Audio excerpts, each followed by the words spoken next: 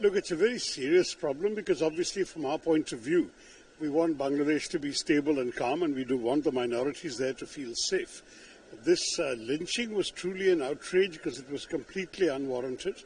There was no question of any act of blasphemy by this person, and he even was in the custody of the police. He should not have been handed over to the mob and lynched in this horrible way. But the other disturbances across the streets in many parts of Bangladesh, including protests outside our consulates, which we call assistant high commissions there, all of this have created, unfortunately, an atmosphere which is not conducive to the kind of calm and stability we would all like to see leading up to the elections that are scheduled for February. At the same time, the unnecessary rhetoric blaming India for the death of the student leader, which is preposterous. There's no reason why India would have any interest in creating destabilization in Bangladesh. That has also created an atmosphere of hostility towards the minorities, which obviously has raised concerns across the country. It's not entirely surprising that with this kind of volatile atmosphere across the border, that in India also some groups have organized protests in return. In our democracy, they have a right to do so. I don't think anyone has felt that these protests are getting out of hand. There has been no violence, no lynching, and certainly any attempted violence will and should be clamped down upon by our police. What we want to see is for the Bangladeshis to do the same thing. That is, they must curb the violence. There's not enough for the government of Bangladesh to just express regrets or condemnation. They have to take action because controlling the violence on the streets is their obligation as a government. They need to curb this violence. They need to ensure that the streets are calm again, that people can feel safe again. How can you have an election in less than 2 months' time in an atmosphere of lawlessness and intimidation where the voters may not even feel safe? So I think for all of these reasons, we would like calm to be restored. We're urging the government to take matters in their hands.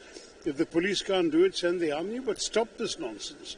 And in India, of course, the protests are protests, but they will not be allowed to cross any of the boundaries of a democratic protest. Certainly no violence will be encouraged or permitted.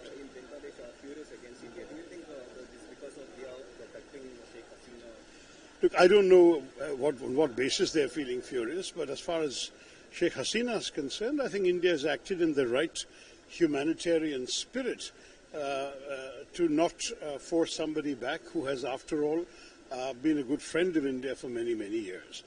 I'll leave it there for now because the matter is very much in the hands of the government. A very small number of people understands the legal issues, the treaty, the obligations of the treaty, the exceptions within the treaty. I would leave it to the government to do the appropriate consideration. But in the meantime, when we are being hospitable to a good friend, I think we should just allow her to remain safely until and unless the government has studied all this thing in much more detail.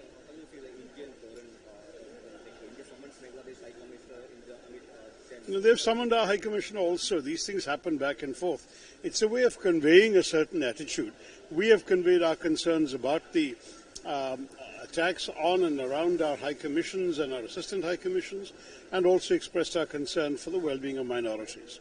The Bangladeshis apparently have summoned our High Commissioner to complain about the protests in India.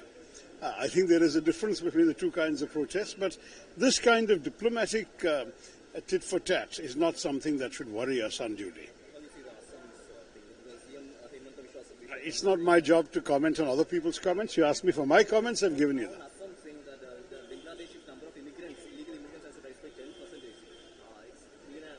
No, look, if illegal immigrants are coming into our country, isn't it our failure? Shouldn't we control our borders better? And indeed, if anyone is illegally in this country or even overstaying a visa, the government has the right to deport them. So let the government do its job on this. I don't want to comment on these political statements.